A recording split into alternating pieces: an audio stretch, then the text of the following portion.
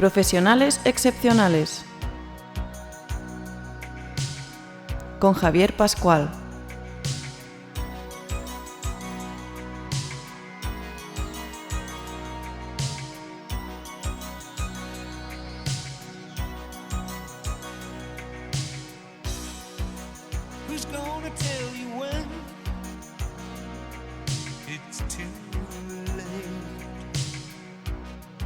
Con el patrocinio de la Fundación para el Fomento de la Innovación Industrial.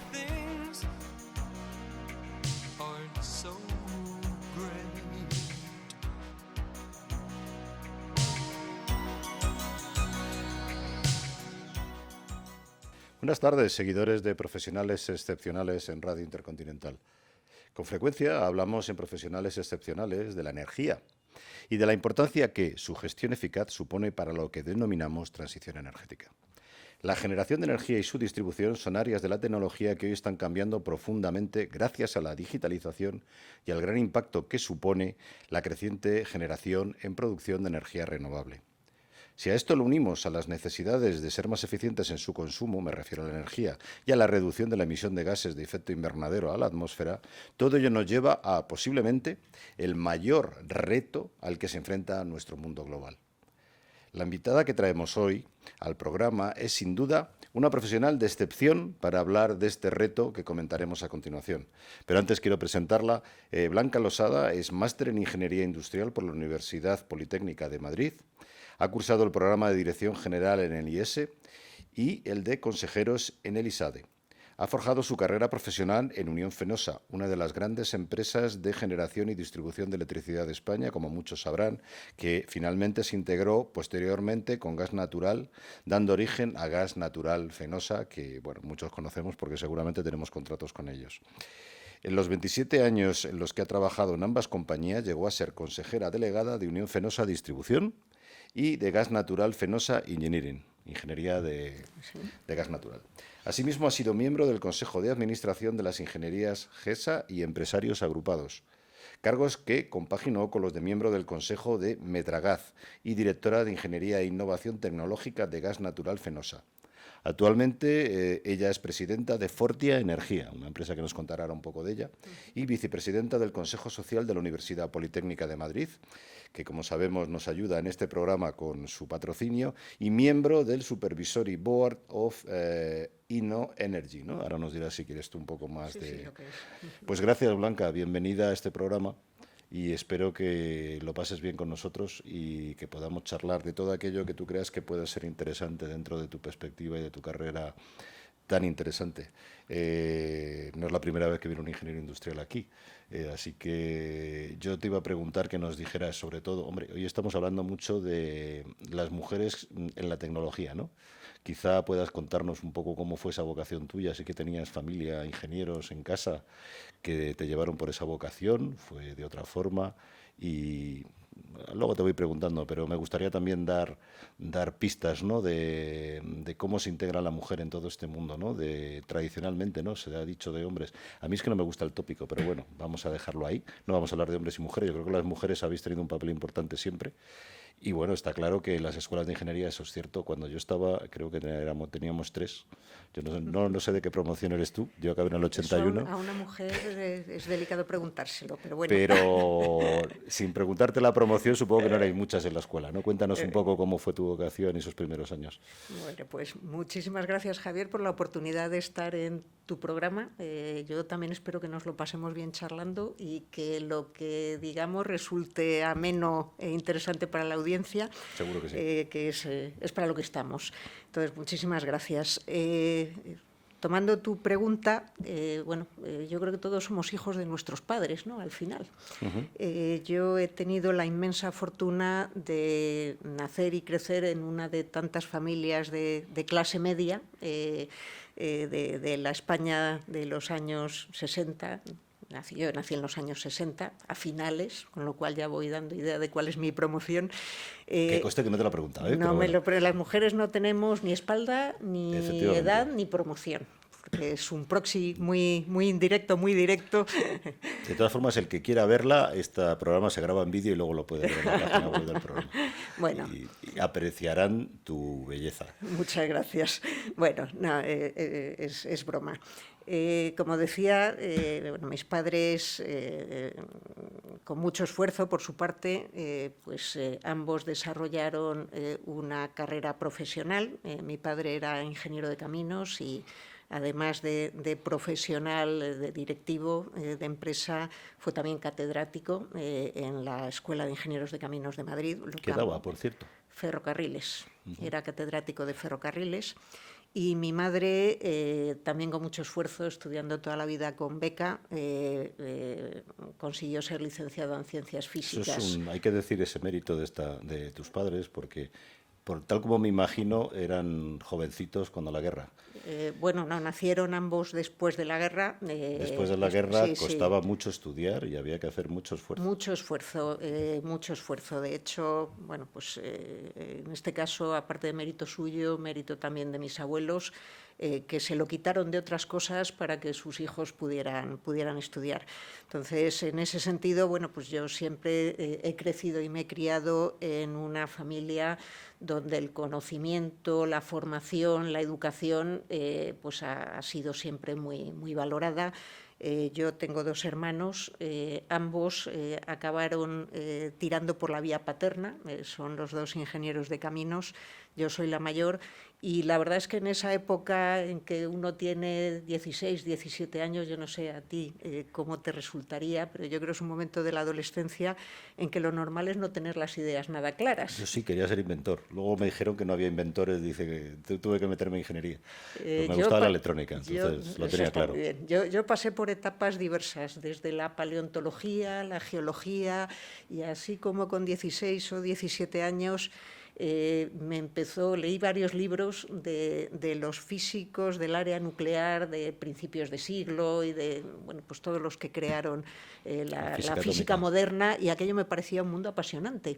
Y luego tengo, bueno, pues una característica, y es que desde que soy muy chiquitita los números han sido mis amigos, se me dan muy bien las matemáticas.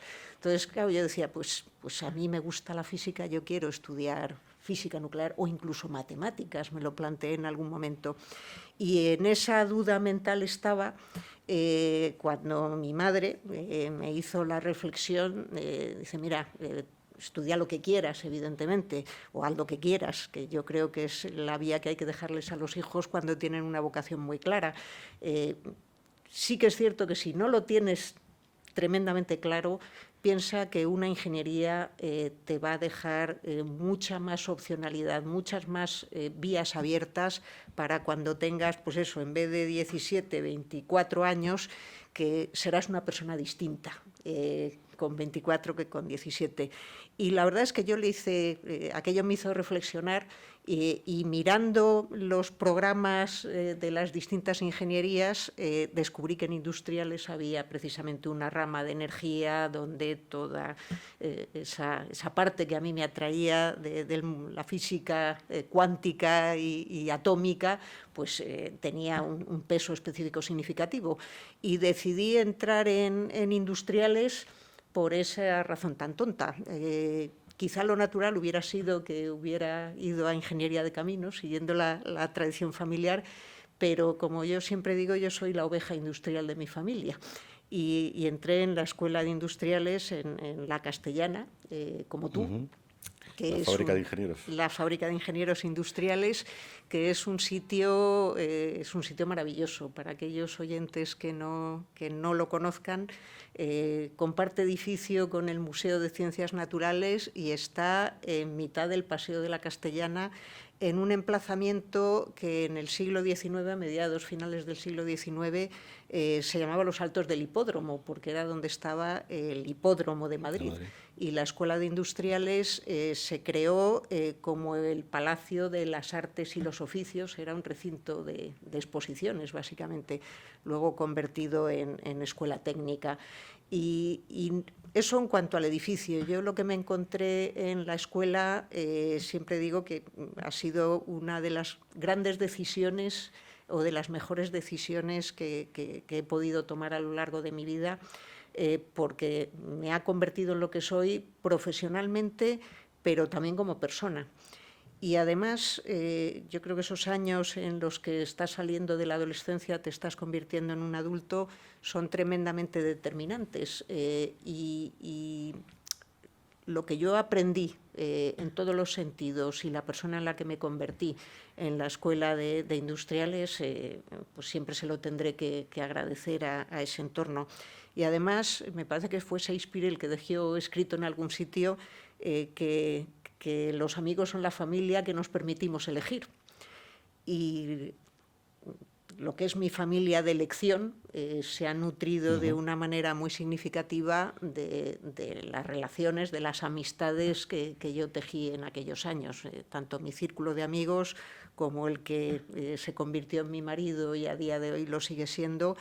Y de resultas de aquello... ¿Estás casada con un ingeniero industrial? Estoy casada con un ingeniero industrial, tenemos 3 hijas y las 3, sin intervención consciente, una ya lo es, otra está a punto de serlo, este año terminará, y la pequeña también está terminando en estos momentos el grado en tecnologías industriales, que es el nombre. ¿O podéis estar orgullosos? Bueno, yo creo que los hijos al final es una decisión suya. Ya te digo que yo conscientemente no he pretendido, ni mi marido, no hemos pretendido ejercer ningún tipo de influencia, pero bueno, cuando algo lo vives en casa y ves...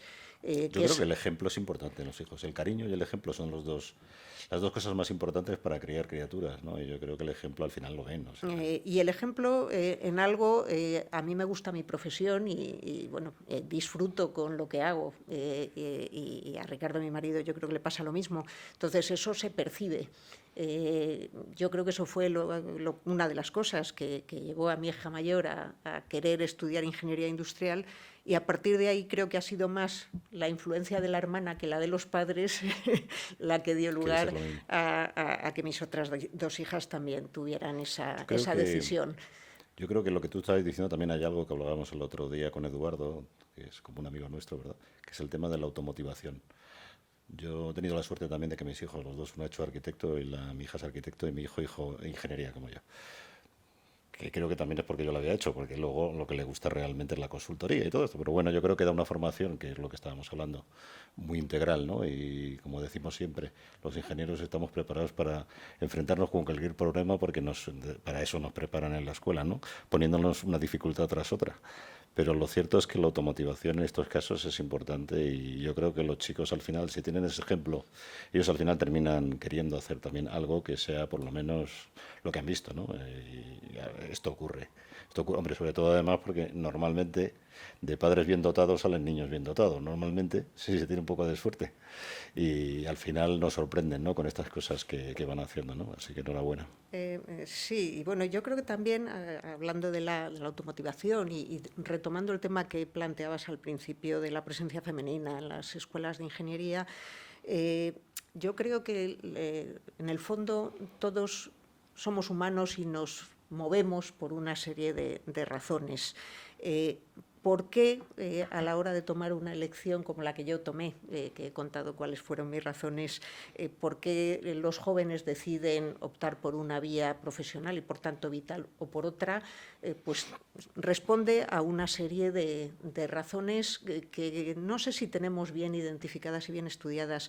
Una de las análisis que yo he visto más profundos y más detallados y más armados acerca de por qué hay a lo mejor más chicos que chicas en determinadas titulaciones de ingenierías es un análisis que hizo precisamente una profesora de la Escuela de Industriales, amiga también, Ana Moreno, que buceando un día en Internet me encontré con un estudio suyo que más o menos lo que venía a decir, ella había hecho, dentro del departamento, había hecho una encuesta en distintas promociones de los jóvenes que pasan por la escuela, de cuáles eran las razones que les habían llevado a elegir esa trayectoria. Entonces, bueno, pues había las típicas, una expectativa salarial determinada, el encaje en el mercado laboral, y había una parte muy significativa, yo diría que la más significativa, que era precisamente el valor o el sentido del propósito de lo que estaban, bueno, de la trayectoria profesional que querían emprender, el valor social, en definitiva, de la profesión. Y eso, que era la razón más relevante, tanto en el caso de chicos como en el caso de chicas, era significativamente o estadísticamente más alto en el caso de las chicas. Entonces, posiblemente esa razón inconsciente o ese sesgo sea lo que lleve a que en profesiones donde ese valor social o ese valor a la comunidad se percibe con más claridad, como pueden ser las ciencias de la salud, haya una proporción de mujeres sensiblemente incluso superior a la de hombres. Y, sin embargo, en aquellas profesiones donde esa vinculación se percibe como más alejada, pues claro, cuesta hacer el salto mental, y más con 17 o 18 años, decir, yo quiero ser ingeniero porque siendo ingeniero voy a cambiar el mundo para mejor, que realmente es lo que hace la ingeniería. También me topé hace tiempo con un análisis de cuáles eran los desarrollos de la humanidad que más habían contribuido a la esperanza de vida. El segundo mayor era la ingeniería sanitaria, el tener abastecimiento de aguas y sistema de retirada de aguas sucias. O sea, Roma seguramente era grande y fue un imperio porque fue capaz de desarrollar todo un sistema de cloacas para una ciudad de 1 millón de habitantes como tenía Roma hace 2000 años. Entonces eran grandes ingenieros. Esa era la segunda, y la primera era toda la cadena del frío. La cadena del frío es la que ha permitido, en el fondo, llevar alimentos en buen estado de conservación a 8.000 o 9.000 millones de habitantes en la Tierra. Y esos son dos desarrollos claros de la ingeniería civil y de la ingeniería industrial. Entonces, eso no se ve, y yo creo que tenemos todos, especialmente los que estamos vinculados a la profesión, yo creo que tenemos una obligación casi moral de hacerlo ver a los jóvenes, porque es muy importante el valor que ellos pueden añadir y lo que pueden contribuir al bienestar de sus semejantes desde profesiones técnicas. De hecho, la Real Academia de Ingeniería tiene un proyecto, ya desde hace años, un proyecto muy bonito. Estuvo aquí la semana pasada. ¿Sí? ¿Quién estuvo? Pérez de Vargas. Ah, Javier, pues Javier... Somos viejos conocidos. Lanzó, desde la Real Academia de Ingeniería, lanzó un proyecto que se llama Mujer de Ingeniería, igual lo contó en el programa, que dirige la profesora Sara Gómez, y que tiene un comité, un consejo estratégico que preside Su Majestad la Reina y del que tengo el honor de participar.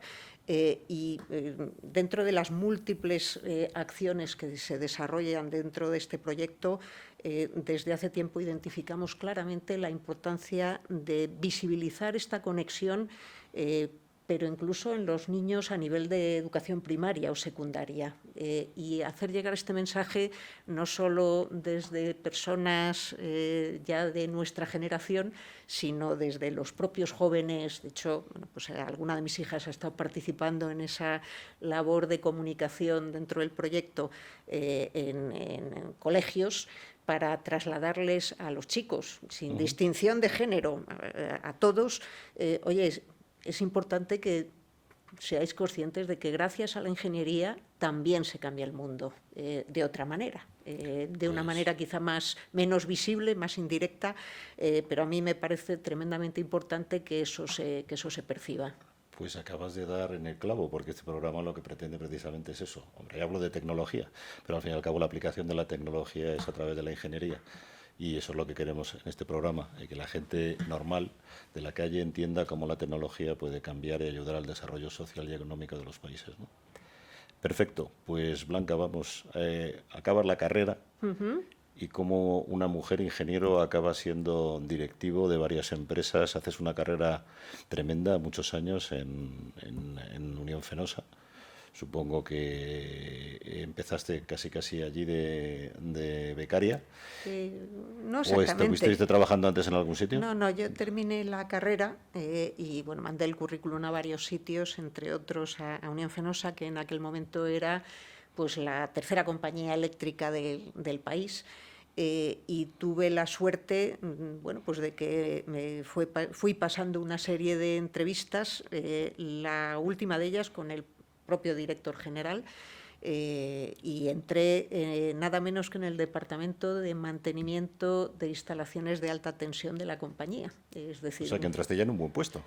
Bueno, yo entré sin puesto, entré como ingeniero, era el señor ingeniero, en un equipo fantástico de cerca de 200 personas, la mayor parte de ellos eran profesionales de oficio, sin ningún tipo de formación académica reglada, pero desde luego con una experiencia y con un conocimiento profesional y con un sentido de la responsabilidad y un compromiso con el trabajo que desempeñaban extraordinario.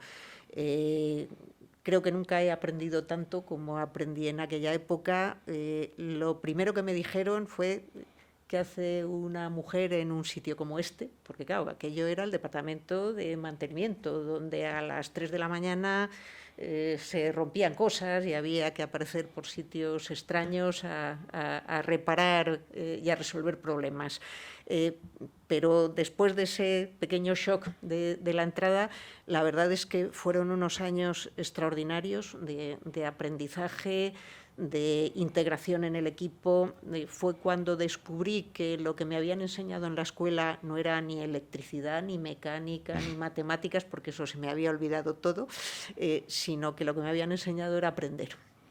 Y aprender rápido, Aprender por ósmosis, casi te diría, y aprender del ejemplo, y a entender cómo funcionaban realmente las relaciones personales, los equipos, el valor de la responsabilidad, la importancia de la confianza, bueno, pues lo que al final, cuando te mueves en un entorno profesional o personal, descubres que son las claves de la relación y la parte humana, digamos, de la vida.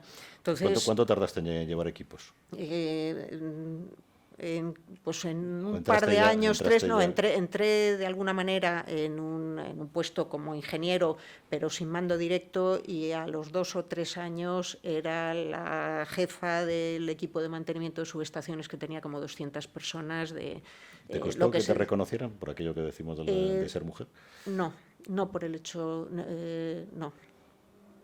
No, es cierto que yo tenía una visibilidad mayor y quizá estaba más expuesta al escrutinio general, pero no puedo más que hablar en positivo de todo lo que me enseñaron, y de la relación honesta y sin zancadillas y sin problemas que tuve. Evidentemente, yo tuve que demostrar que estaba a la altura de las circunstancias, pero también te puedo decir, en ese momento todavía no tenía hijas, bueno, pues tenía toda la disponibilidad y todas las ganas del mundo para estar en todos los fregados y en todos los problemas, y cuando más aprendí, desde luego, era cuando había averías, cuando había problemas, fuera de noche, fuera de día, fuera sábado, fuera domingo, fuera fiesta de guardar.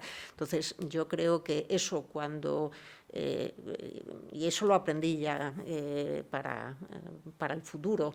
Yo creo que cuando la gente que tienes alrededor percibe que eres una persona de fiar y que estás poniendo lo mejor de ti y que estás honrando su confianza, ellos te devuelven confianza. Entonces, en ese sentido, bueno, pues claro que te tienes que hacer merecedor de la confianza y del respeto profesional. Pero para mí fue un verdadero disfrute. Yo en esa época llegaba a casa y decía: no puede ser que me estén pagando por pasármelo tan bien como me lo estoy pasando. Ahí voy yo siempre a este tema, ¿no? Lo triste que es que haya un porcentaje tan grande de personas que miran el reloj cuando están trabajando, para ver cuándo les toca irse a casa. Yo siempre digo lo mismo que tú, siempre he disfrutado haciendo lo que hacía, y cuando empezaba a aburrirme tuve la suerte de poder cambiarme. Entonces yo creo que eso es importantísimo para una persona. Es tristísimo tener que trabajar en algo que realmente no te divierte, ¿no? O a lo mejor yo creo que es la actitud también de ciertas personas que buscamos siempre la parte divertida del asunto. Porque a lo mejor es eso, ¿no? Tú te divertías haciendo cosas que otro seguramente hubiera dicho, menudo rollo, ¿no? Esto del mantenimiento, ¿no?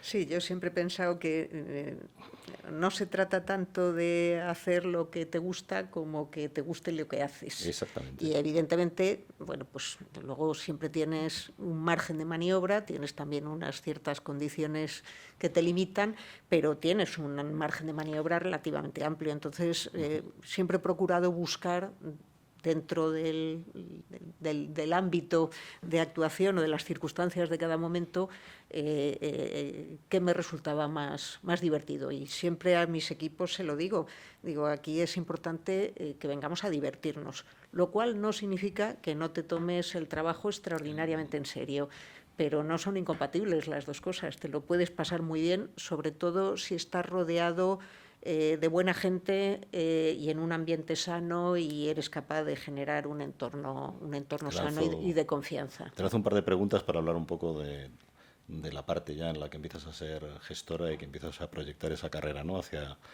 arriba, que pues has ocupado puestos de dirección en todas las empresas que has estado y de consejera además. Es cierto eso que se dice de que las mujeres se tienen que hacer muy duras para trepar, que es lo que se dice vulgarmente, pero en el fondo es promocionarse, ¿no? Promocionarse dentro de las empresas. ¿Y qué es lo que te ha ayudado a ti más? ¿Cómo definirías tu estilo de liderazgo dentro yo creo que de esa promoción interna que tuviste, evidentemente, en tu empresa? Más que dureza,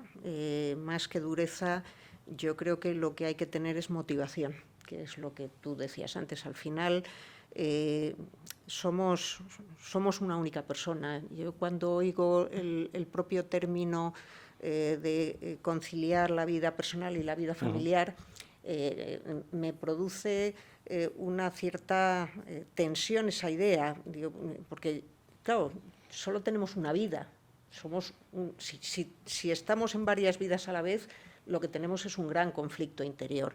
Entonces, creo que más que intentar tener dos vidas y hacer que encajen o que engranen de una determinada manera, hay que ser conscientes de que solo tenemos una vida y lo que sí que podemos hacer es priorizar o elegir en cada momento a qué dedicamos nuestro tiempo y en qué medida y cómo establecemos precisamente el sentido de las prioridades.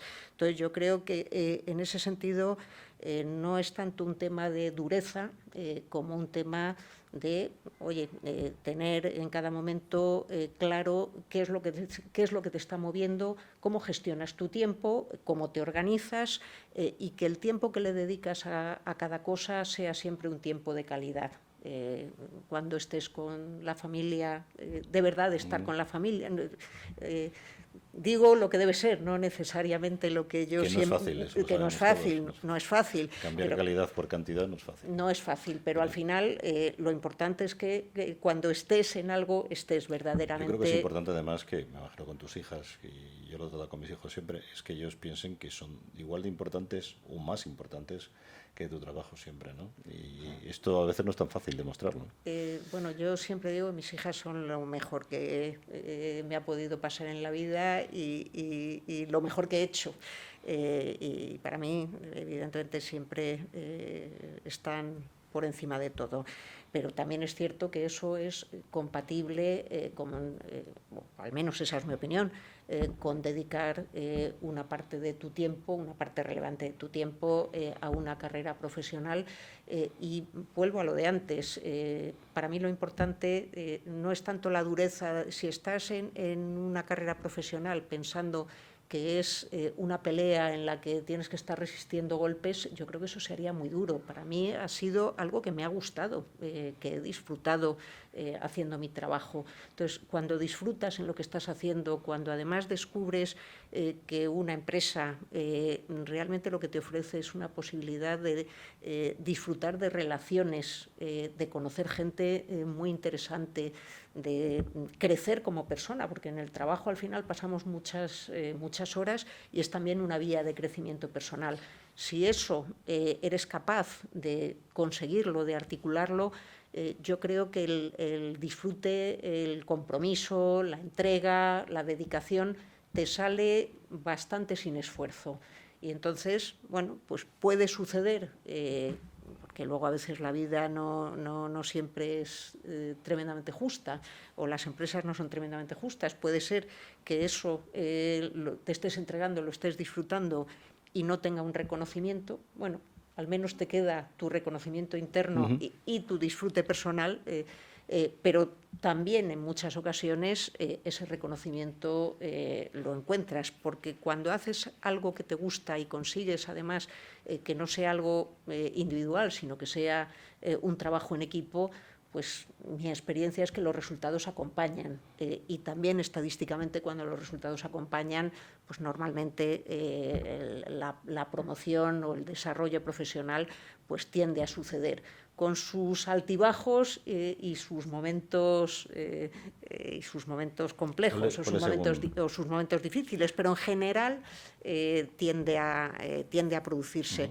Entonces yo te diría que para mí no es ser duro, o ser dura, en este caso, ya que hablamos, pero creo que opera igual para hombres que para mujeres.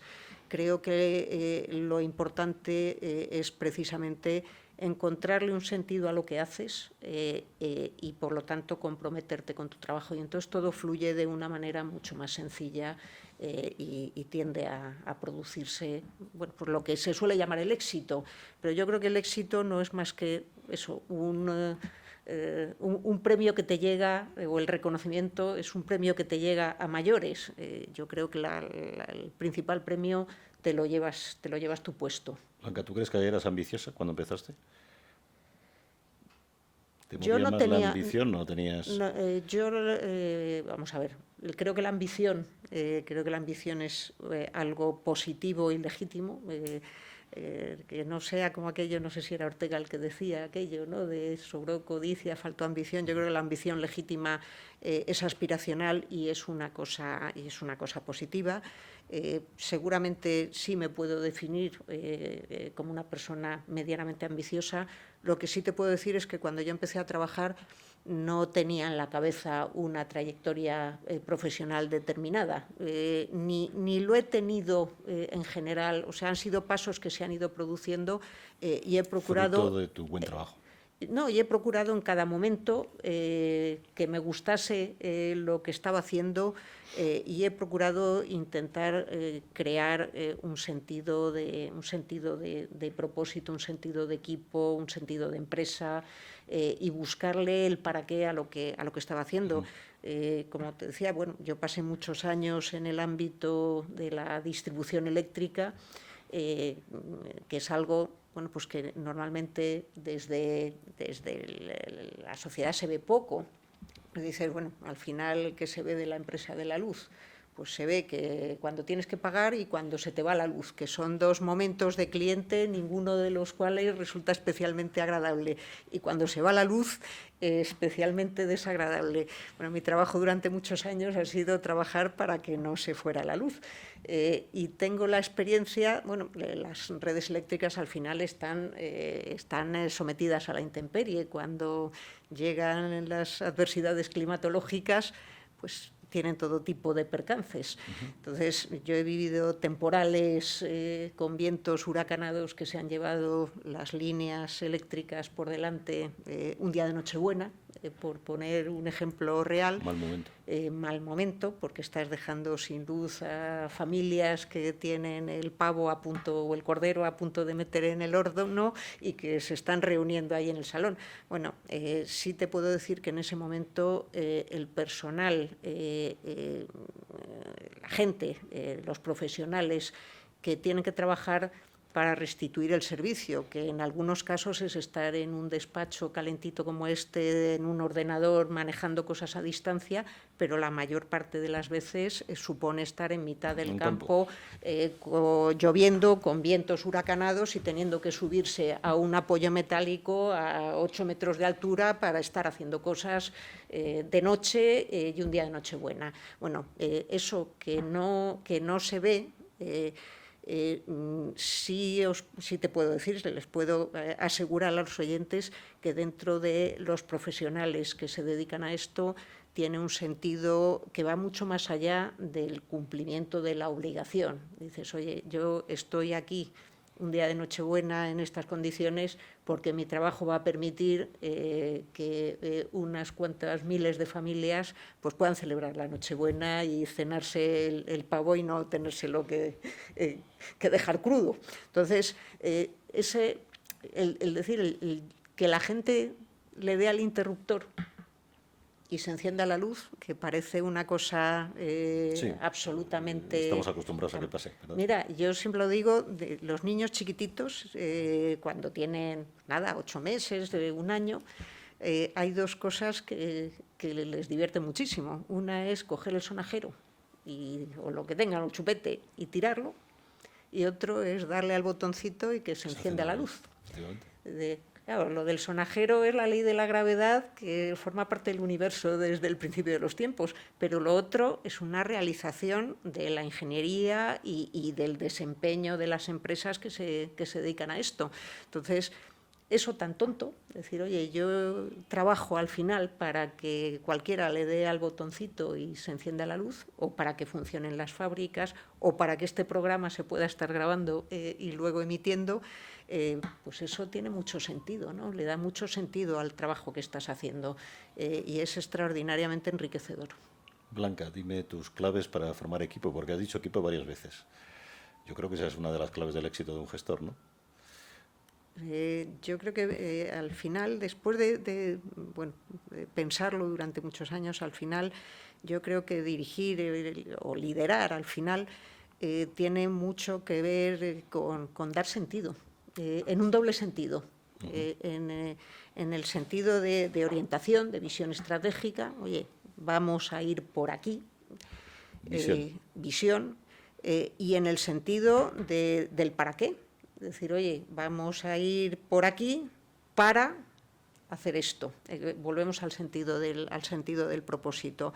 Entonces, yo creo que esas son dos claves que son importantes a la hora de generar. No bastan, pero, o sea, no son suficientes, pero sí son necesarias. El que tú tengas, pues una visión, a ser posible, una visión co-creada o generada por todo el equipo y compartida, y luego que consigas transmitir para qué lo estás haciendo, porque la gente, necesita también, todos necesitamos tener un para qué.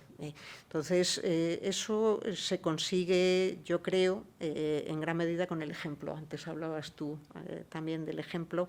Yo creo que la gente... sí, se moviliza con las palabras, con esa visión, con la comunicación, pero se compromete con los hechos.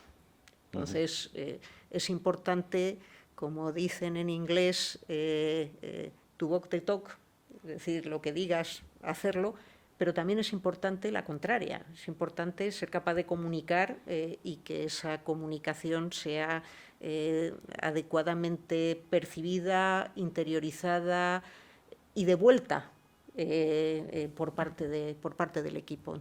Pues para mí esos son claves importantes.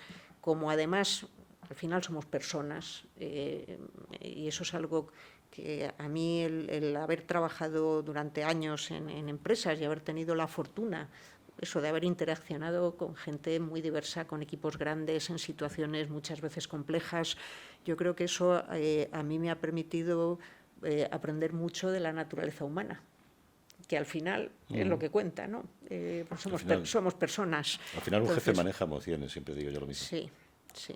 Y cuando trabajas con diferentes culturas tienes que saber qué les emociona a cada una, porque eso me ha ocurrido a mí, ¿no? Trabajando con gente de otros países, ¿no? Sí, eso también y no reaccionamos todos igual. No reaccionamos todos igual, no reaccionamos todos siempre igual. Las distintas culturas, backgrounds, historias personales, momentos personales, pues evidentemente hacen que reaccionemos de manera distinta.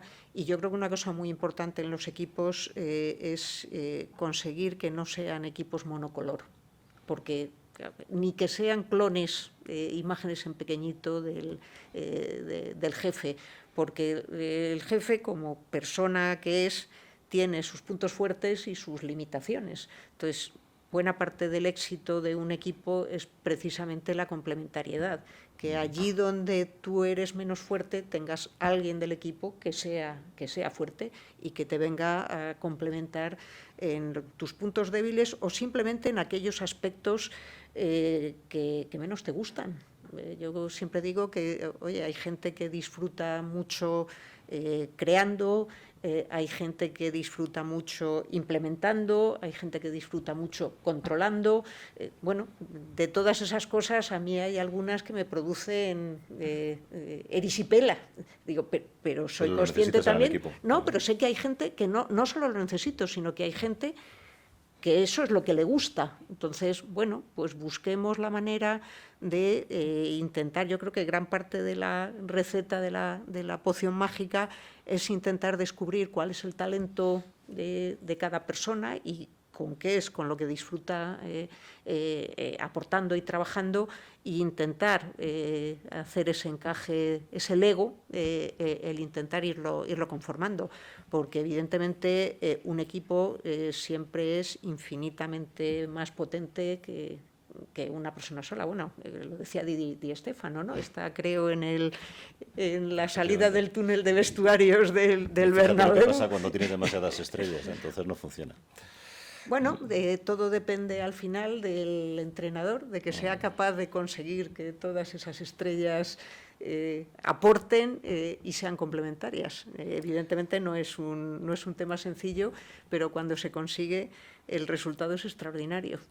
Muy bien, Blanca, pues si te parece hacemos un pequeño corte y seguimos luego. Me parece perfecto.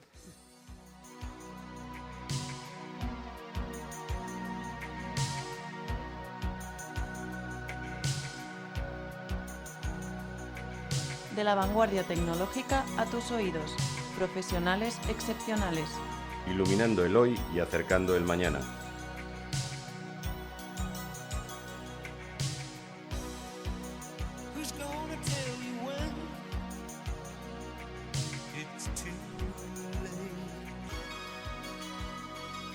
Bueno, Blanca, seguimos.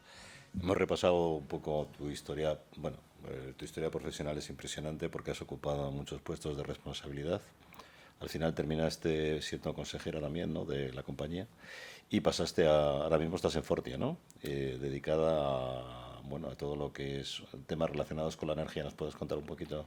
Pues sí, mira, actualmente, ya desde hace 5 años soy la presidenta de Fortia Energía, que es una compañía, es una comercializadora de electricidad y de gas que opera en el mercado ibérico y que tiene como foco el suministro precisamente a compañías industriales de alto consumo de energía, sector cementero, siderúrgico, químico, este tipo de compañías. Y además tiene una característica muy singular que imprime carácter y es que estos propios clientes de tipo industrial son también nuestros accionistas. Entonces yo siempre digo que en Fortia tratamos al cliente como si fuera el jefe, como dice Juan Roig de Mercadona, dice, el cliente es el jefe. Pues en nuestro caso eso es absolutamente literal y tenemos un volumen de negocio importante. Somos por volumen la primera comercializadora independiente de electricidad del mercado ibérico y la quinta en valor absoluto, con una cuota del 3% aproximadamente de todo el mercado eléctrico ibérico. Y la verdad es que es un proyecto empresarial. ¿Cómo surgió, Blanca, por curiosidad? Los grandes consumidores ya estaban asociados, ¿no? Fortia nace hace como 15 años aproximadamente, precisamente en un momento de transformación importante del sector eléctrico, en este caso, cuando desaparecen lo que eran las tarifas reguladas y entonces deciden crear una compañía, en principio con idea de que actúe como plataforma de aprovisionamiento, como central de compras, y luego la compañía, pues como digo, ha ido evolucionando a lo Pero que la iniciativa fue de... Fue de las compañías industriales, fue de compañías industriales por eso se constituye luego como una sociedad de capital que está participada precisamente por todas estas empresas. Y a mí me parece, y me pareció en su momento un proyecto muy bonito, que en mi caso particular además se situaba precisamente en la intersección de lo que había sido mi formación como ingeniero industrial y mi experiencia de muchos años ya en el sector energético. Entonces, nuevamente le encontré un propósito muy, muy atractivo al hecho de contribuir a que la gestión energética, que al final es un driver importante de la competitividad de este tipo de empresas, pues pudiera desarrollarse de la manera más eficiente posible y de esa manera contribuir a preservar y a desarrollar el tejido industrial que creo que en cualquier sociedad, en cualquier economía y en cualquier sociedad es una de las claves del desarrollo. El sector industrial, no solo por la calidad del trabajo que proporciona, sino porque es la base también del desarrollo tecnológico, de la posibilidad de dar empleabilidad a todos unos profesionales que tenemos, en concreto en España, muy buenos en el sector de la ingeniería porque también al final en la industria y en la tecnología es donde se ubica el valor añadido de todo lo que es el desarrollo científico-tecnológico. Al final, si miras la historia de la humanidad, aquellas sociedades que han detentado el poder tecnológico industrial realmente han sido las que no solo han tenido un mejor nivel de vida, sino las que han sido pues los centros de gravedad del poder geopolítico, desde que comienza la revolución industrial, incluso antes. Entonces, creo que es un proyecto en ese sentido muy singular y muy atractivo y muy bonito, Fortia. ¿Qué te parece si hablamos un poco de tu perspectiva sobre la transición energética? ¿Hacia dónde vamos? ¿Qué te parece que estamos haciendo bien o qué deberíamos hacer de forma más rápida? Como ese gran reto, ¿no?, de la humanidad. Pues mira, yo siempre digo que la transición energética, junto con la transición digital, al final son una revolución tecnológica que en otros tiempos hubiéramos dicho que es una revolución industrial como la copa de un pino. Si te fijas en la historia, siempre los momentos de cambio, de irrupción de la historia de la humanidad, desde que el hombre es hombre, han tenido que ver con la invención y difusión de inventos tecnológicos en el ámbito de la energía y en el ámbito de la comunicación, básicamente. Si empiezas por la revolución cognitiva, y fíjate si me estoy yendo lejos, el lenguaje y el fuego. Si sigues luego a la revolución neolítica, tienes la escritura y la rueda y el arado, que en el fondo son dos dispositivos muy inteligentes de transformación de energía mecánica. Si avanzas luego ya hasta la edad moderna, te vuelve a aparecer la imprenta y luego la máquina de vapor. La segunda revolución industrial es la electricidad y el mundo del petróleo, junto con el telégrafo, luego el teléfono, el teletodo. Y en estos momentos estamos, yo creo, en una mega revolución donde se conjuga todo lo que es el mundo de Internet y el mundo computacional en lo que se refiere a disrupción en cuanto a la gestión de la información y la comunicación, y en el ámbito energético en un momento también de cambio importante, porque si tú miras lo que es la cadena de abastecimiento, transformación y uso de la energía,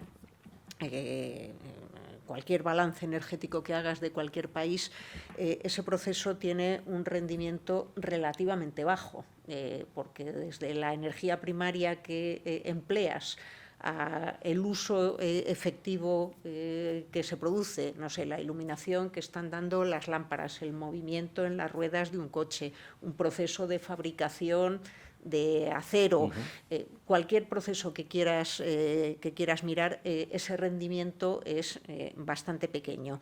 En estos momentos, gracias a la tecnología, se está produciendo un cambio muy importante en la eficiencia, en el uso de la energía final. Por ejemplo, una lámpara LED desperdicia en forma de calor mucha menos energía de la que desperdiciaba una bombilla de incandescencia. Los equipos eléctricos en general tienen, como utilizan electricidad, que es una forma de energía muy cualificada, tienen un rendimiento mayor, pues una bomba de calor tiene mejor rendimiento que una caldera normal, un coche eléctrico en el momento del uso tiene un rendimiento mayor que un coche de combustión. Ahí se está produciendo un cambio importante de eficiencia, pero es que además somos capaces de fabricar esa electricidad también de una manera competitiva en estos momentos directamente de la fuente de energía primaria, del sol, del viento, y eso es un gran cambio tecnológico de fondo. Con lo cual ahí aparece una ventana de oportunidad importante, sobre todo si lo conjugas con todo lo que es el mundo digital. Entonces, para mí, la transición energética evidentemente es una enorme oportunidad. Entonces, ¿está exenta de retos? No. Tiene muchísimos retos de cara a su implementación final, no solo como tal transición industrial, sino también como proceso de transformación hacia lo que se ha dado en llamar el net zero, el proceso de descarbonización. Y ese proceso va a requerir de muchas cosas. Lo primero que se nos ocurre a todos es que va a requerir de mucho dinero. Inversión. De mucho dinero. Hace algún tiempo vi un informe interesante de la consultora McKinsey donde le ponía números a todo ese proceso. Y ellos cifraban, habían echado sus cálculos evidentemente soportados, hablaban de que para el proceso de descarbonización de cara al 2050 son necesarios 9,6 trillones, es decir, billones europeos, millones de millones, cada año hasta el 2050. Y dices, ¿eso es poco o es mucho? Pues para que nos hagamos una idea, todo el PIB mundial es del orden de 100 trillones. Es decir, estamos hablando de un 9% del PIB invertido sostenida, es decir, es mucho dinero. Con lo cual, vale, dinero. Lo segundo que nos hace falta es tecnología. Hay tecnologías que existen, como estas que comentaba, pero hay otras que todavía no están en un estado de madurez comercial, con lo cual tendrán que desarrollarse para que efectivamente todo este proceso se pueda producir. Yo soy una firme creyente de que el ingenio humano es capaz de dar con soluciones tremendamente eficaces, creativas y muchas veces insospechadas. Entonces, estoy por apostar que cuando lleguemos al 2050, y espero verlo, las palancas tecnológicas que la humanidad habrá utilizado seguramente serán otras de las que en estos momentos podamos estar visualizando y se producirán. Pero luego necesitamos más cosas. Yo creo que necesitamos también materias primas, evidentemente, para ese proceso. Ahora se está hablando mucho de las cadenas de aprovisionamiento críticas. De hecho, la Unión Europea el año pasado ha hecho un acta, una ley acerca de las materias primas críticas.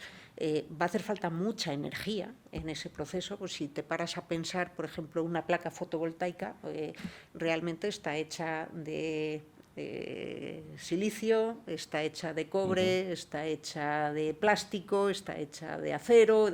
Todo eso es energía empaquetada, con lo cual realmente la transición energética es intensiva en energía. Yo creo que no debemos pensar que vamos a consumir menos energía. Vamos a consumir mucha energía precisamente para dotarnos de un modelo más eficiente, pero eso va a necesitar energía, no se puede hacer sin invertir cantidades importantes de energía. Va a hacer falta, yo creo, mucho desarrollo industrial, no solamente ciencia, sino convertirlo en capacidades de fabricación. Y ahí va a ser donde esté el valor añadido.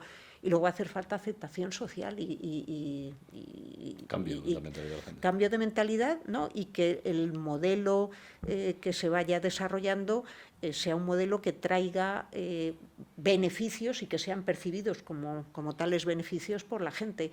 Y en ese sentido yo creo que es mucho más importante eso, el incentivo del desarrollo, que los planteamientos más coercitivos o más de limitación.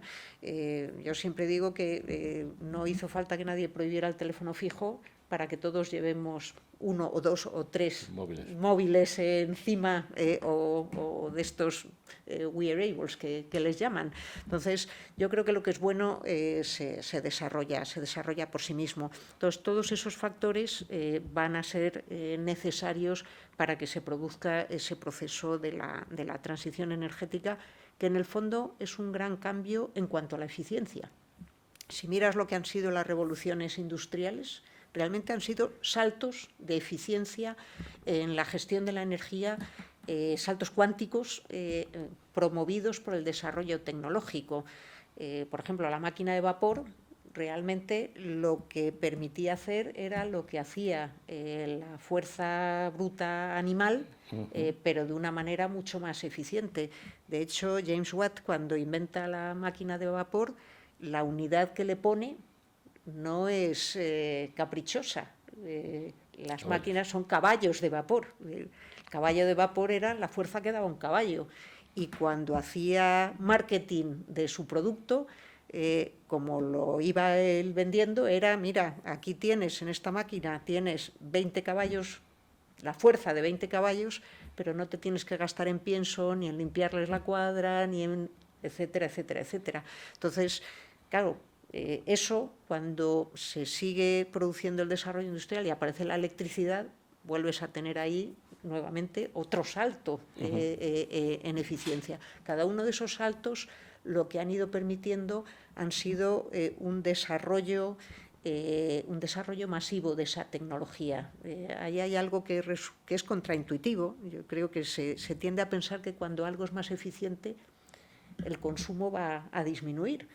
Y la gran paradoja es que cuando algo es muy eficiente, el consumo de ese algo aumenta, precisamente porque es más eficiente que la alternativa y por lo tanto se produce un efecto de sustitución o un efecto de liberación de capital o de rentas o simplemente de tiempo que se puede invertir en otras cosas. Entonces, el incremento de la eficiencia a lo que da lugar es a incrementos en general de la productividad y por tanto el consumo. Entonces, yo creo que ese es otro de los retos que tenemos por delante y eso es otra yo creo que de los conceptos o de las ideas que a mí me parece importantes que no solo nuestros oyentes, sino en general todos aquellos que tienen capacidad de decisión o de influencia, pues tengan claro. Yo la transición energética la veo como una inmensa oportunidad y creo que es muy importante tener claro que el valor añadido que nos trae como sociedad en gran medida está vinculado al desarrollo tecnológico y al desarrollo industrial. Es muy importante que consigamos que en Europa y en concreto en España se localice esa industria tecnológica y ese conocimiento y esas capacidades de transformación, precisamente para que tengamos un papel activo en ese proceso de transformación y fijemos el camino, no que sea un camino que nos venga fijado desde fuera. Pues muy bien, Blanca. Seguro que con profesionales como tú y con la siguiente generación que viene también detrás de nosotros, que tenemos muy buenos profesionales, chicos jóvenes en España con muchas ganas, seguramente España logrará seguir en esa posición que tiene mundial, porque la tenemos ya, ¿no? Y ojalá que no la perdamos. Muchísimas gracias por tu presencia hoy en el programa. Muchísimas Estás gracias. invitada a volver cuando quieras. Nos hemos dejado algún tema para un próximo programa cuando tú quieras venir, ¿vale? Muchísimas gracias a ti, ha sido un auténtico placer. A mí se me ha hecho muy corto, o sea que por mi parte encantada de repetir cuando tú quieras. Cuando tú quieras, Blanca. Muchísimas gracias. Gracias. De la vanguardia tecnológica a tus oídos. Profesionales excepcionales. Iluminando el hoy y acercando el mañana.